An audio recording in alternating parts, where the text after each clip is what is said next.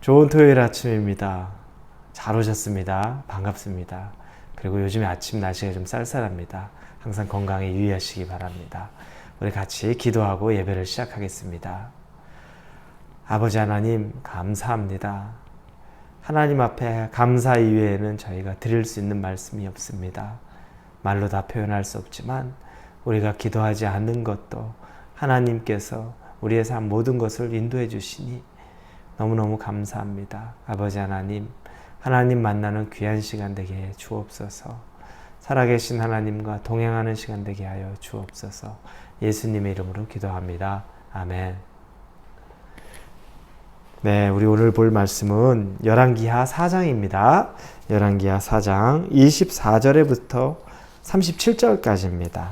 열왕기하 4장 24절부터 37절입니다. 24절에서 37절. 우리 같이 읽어볼까요? 이에 나귀의 안장을 지우고 자기 사환에게 이르되 몰고 가라. 내가 말하지 아니하면 나를 위하여 달려가기를 멈추지 말라 하고 드디어 갈멜산으로 가서 하나님의 사람에게로 나아가니라. 하나님의 사람이 멀리서 그를 보고 자기 사환 게하시에게 이르되 저기 수넴 여인이 있도다. 너는 달려가서 그를 맞아 이르기를 너는 평안하냐? 내 남편이 평안하냐? 아이가 평안하냐? 하라 하였더니 여인이 대답하되 평안하다 하고 산에 이르러 하나님의 사람에게 나아가서 그 발을 아는지라. 게하시가 가까이 와서 그를 물리치고자 하매 하나님의 사람이 이르되 가만두라. 그의 영혼이 괴로워하지만은 여호와께서 내게 숨기시고 이르지 아니하셨도다 하니라. 여인이 이르되 내가 내 주께 아들을 구하니이까 나를 속이지 말라고 내가 말하지 아니하였더이까 하니 엘리사가 게하시에게 이르되 내 허리를 묶고 내 지팡이를 들고 가라. 사람을 만나거든 인사하지 말며 사람이 내게 인사할지라도 대답하지 말고 내 지팡이를 그 아이의 얼굴에 놓으라 하는지라. 아이의 어머니가 이르되 여호와께서 살아계심과 당신의 영혼이 살아계심을 두고 맹세하노니 내가 당신을 떠나지 아니하리이다. 엘리사가 이에 일어나 여인을 따라가니라.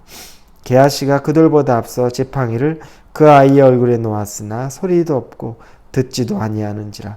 돌아와서 엘리사를 맞아 그에게 말하여 아이가 깨지 아니하였나이다 하니라. 엘리사가 집에 들어가 보니 아이가 죽었는데 자기의 침상에 눕혔는지라. 들어가서는 문을 닫으니 두 사람뿐이라. 엘리사가 여호와께 기도하고 아이 위에 올라 엎드려 자기 입을 그의 입에 자기 눈을 그의 눈에 자기 손을 그의 손에 대고 그의 몸에 엎드리니 아이의 살이 차차 따뜻하더라. 엘리사가 내려서 집 안에서 한번 이리저리 다니고 다시 아이 위에 올라 엎드려 아이가 7번 재채기하고 눈을 뜨는지라. 엘리사가 게하시를 불러 저 수넴 여인을 불러오라 하니 곧 부르매 여인이 들어가니 엘리사가 이르되 내 아들을 데리고 가라 하니라. 여인이 들어가서 엘리사의 발 앞에서 땅에 엎드려 절하고 아들을 안고 나가니라. 우리가 예수님 믿는 사람들 또 우리 자신을 돌이켜보면은 어떨 때에는 무턱대고 하나님 들어주세요. 내 소원 들어주세요. 내 기도 들어주세요. 이렇게 그냥 무조건 들어주셔야 돼요. 이렇게 무턱대고 요구할 때가 있습니다. 그런데 많은 부분들이 그런 기도에 또 그런 우리의 그 욕심에 또 욕망에 또 갈망에 하나님이 응답하지 않는 경우들이 참 많아요. 왜 그러냐면 말씀을 보아도 우리 정욕으로 구하는 것들 분명히 있습니다. 굳이 우리에게 필요하지도 않고 그것이 우리에게 유익하지도 않은 것. 단지 내 욕심으로 구하는 것들에 하나님이 반응하지 않으실 때, 대답지 않으실 때, 응답지 않으실 때가 있습니다. 참 문제가 있죠. 무턱대고 하나님 앞에 늘 어린아이처럼 달라 뭐든지 때를 쓰고 안 주면 줄 때까지 울겠다라고 하는 모습들 보면 참 어리석은 모습이고 또 어린아이의 모습입니다. 어린아이 때는 그럴 수 있습니다. 그러나 신앙의 연륜이 차면 그리고 신앙의 어떤 경륜이 또 경력이 연차가 더해지면 이런 모습은 하나님 앞에 올바른 모습은 아닙니다. 그런데 또 반대로 우리가 하나님 앞에 신앙이 좀 좋다. 하나님 앞에 열심히 있고 또 하나님에게 우리의 모든 걸 드린다고 할 때 또 우리가 겪는 또 다른 오류 중에 하나는 뭐냐면 너무 쉽게 절박한 문제임에도 불구하고 너무 쉽게 우리가 포기해버리는 겁니다.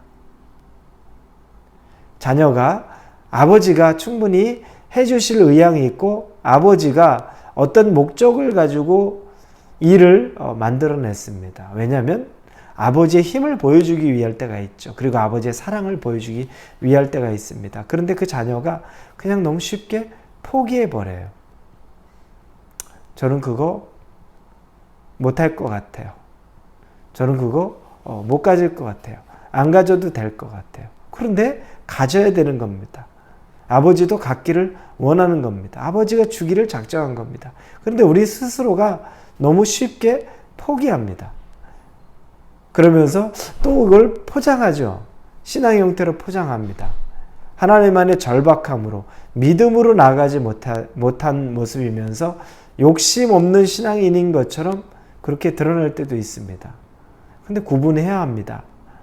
내 정욕이 아니라 나에게 반드시 필요한 것이고 또 하나님께서 허락하신 것임에도 불구하고 그냥 내 것이 아닌 것처럼 포기해버리는 것 혹시 있지 않습니까? 오늘 말씀은 수넴 여인 이야기입니다. 이 여인에게는 어렵게 아들이 하나 있었습니다. 어렵게 얻은 아들이죠. 엘리사가 그녀를 축복해서 낳은 아들입니다. 왜냐하면 이 수넴 여인이 엘리사를 굉장히 귀하게 대했거든요. 자기 방에 빈 방을 하나 만들어 놓고 그 안에 침대며 책상이며 다 집어넣고 엘리사가 그곳을 지나가면 자기 집에 유하게 한 겁니다. 요즘으로 말하면 선교사님들을 위해서 또 목회자를 위해서 자기의 집 한 칸을 준비해서 늘 어떤 대가 바라지 않고 그냥 섬겼던 겁니다. 엘리사가 그 마음에 감동을 받죠. 그리고 본인이 할 수 있는 것 중에서 가만 보니 아들이 없다는 이야기를 들고 아들을 하나님이 주실 수 있도록 축복해 줍니다. 그리고 늦게 얻은 아들입니다. 그런데 그 아들이 갑작스럽게 죽게 되었습니다. 그런데 이 여인이 그 갑작스러운 아들의 죽음을 놓고 보이는 모습이 참 놀라워요. 아주 절박하죠. 아주 위기에 처해 있는 모습입니다. 근데 죽은 아이의 시체를 엘리사가 기거하던 방에 눕혀놓습니다. 그리고 남편에게도 말하지 않아요. 그리고 멀리 엘리사가 있는 갈멜로 막 달려갑니다. 짐승을 타고 가는 거죠. 자기 종을 앞세워서 갑니다. 멈추지 말라. 나 때문에 속도 늦추지 말라. 이야기합니다. 그런데 그 여인에게는 나중에는 그 아들이 살아납니다. 기적이 베풀어져요. 근데 왜 어떻게 그 기적이 이루어질까? 첫 번째는 그 여인의 간절함이 있었습니다. 제가 말한 대로 그냥 없으면 안 줘도 괜찮습니다. 우리가 좋은 신앙인 것처럼 얘기하지만 하나님은 주기를 원하는 건데 우리가 구하지 않아서 우리에게 절박함이 없어서 얻지 못하는 것. 이 여인은 그렇지 않습니다. 아이가 죽었습니다. 그럼에도 이 여인은 절박한 마음을 갖고 그리고 믿음을 가졌습니다. 뭐냐면 남편이 어디를 이렇게 급하게 가는 겁니까? 엘리사에게 간다고 얘기합니다. 그러면서 이야기합니다. 무슨 일이 있는 거냐 물었을 때 이 여인이 하는 말이 있죠. 23절입니다. 우리가 읽지는 않았습니다. 여인이 이르되 평안을 비나이다 하니라. 남편에게 하는 얘기예요. 여기서는 평안을 비나이다 하지만 영어 성경에서는 it will be well 이렇게 얘기합니다. 잘 될 것입니다. 문제 없을 것입니다. 잘 될 거라고. 이미 아이는 죽었는데 잘 될 거라고 그래요. 그러나 자기의 마음의 믿음은 잘 될 것을 자기가 소망하며 쫓아갑니다. 그러나 엘리사를 보았을 때는 엘리사를 보면서 이 여인은 이제 절박함을 표현하죠. 그의 다리를 붙잡습니다. 27절에 산에 이르러 하나님의 사람에게 나아가서 그 발을 아는지라. 이거를 우리말 성경에 보니까 하나님의 사람에게 다가가서 그의 발을 세게 붙잡았습니다. 세게 붙잡은 거죠. 그리고 더 나아가서 엘리사가 자기 아들, 자기 종 게하시에게 네가 먼저 가서 내 지팡이를 가지고 죽은 아이의 얼굴에 놓아라 라고 하자 이 여인이 단언코 이야기합니다. 30절에 여호와께서 살아계심과 당신의 영혼이 살아계심을 두고 맹세하노니 내가 당신을 떠나지 아니이리다. 엘리사가 이에 일어나 여인을 따라가니라. 당신 안 가면 나 절대 떠나지 않겠다. 이 절박함이 그리고 믿음이 두 가지가 합쳐진 겁니다. 여러분, 하나님이 여러분에게 주시기로 작정한 것이 있는데 여러분 지레 포기하시겠습니까? 믿음이 없어서, 절박함이 없어서, 절박함은 있는데 믿음이 없어서 여러분 포기하시겠습니까? 그렇다면 이 어머니 수냄 여인이 어떻게 했겠습니까? 만약에 수냄 여인이 그랬다면 그럼 이 아들 그냥 장사 치르는 겁니다. 어차피 죽었으니까. 어차피 죽은 아이다. 어떻게 살려내겠느냐? 그냥 빨리 장사 치르자. 그리고 장례 치렀을 겁니다. 여러분, 지금 하나님이 여러분에게 주시는 일을 놓고 그냥 장례 치르겠습니까? 결론은 무엇을 보았습니까? 죽은 아이가 살아났습니다. 절박함, 믿음. 때로는 하나님이 그걸 원하실 때가 있습니다. 내 정욕으로 떼쓰는 것과는 별개로 하나님에게 구하고 하나님에게 정말 원합니다. 여러분의 절박함과 여러분의 믿음을 드려야 될 때가 있습니다. 이 여인은 그렇게 했습니다. 엘리사가 이제 반응합니다. 하나님의 일이 어떻게 이루어집니까? 엘리사는 그 아이가 있는 방, 자기가 기거하던 방이죠.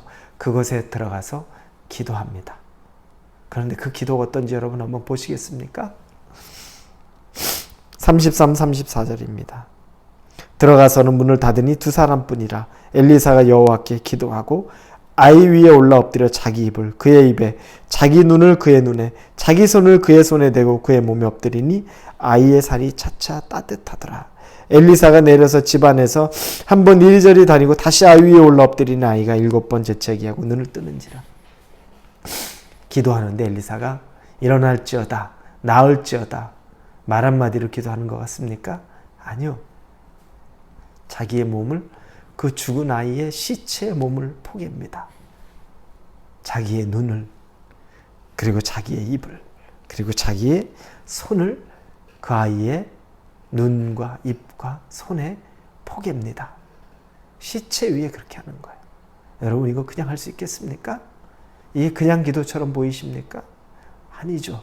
엘리사는 전심으로 사람을 살려내기 위해, 이 아이를 살려내기 위해 하나님에게 기도하는 겁니다. 그의 전심의 기도, 그의 뜨거운 기도가 그 아이에게 전달되자 그의 아이의 가슴이 따뜻해지기 시작하는 겁니다.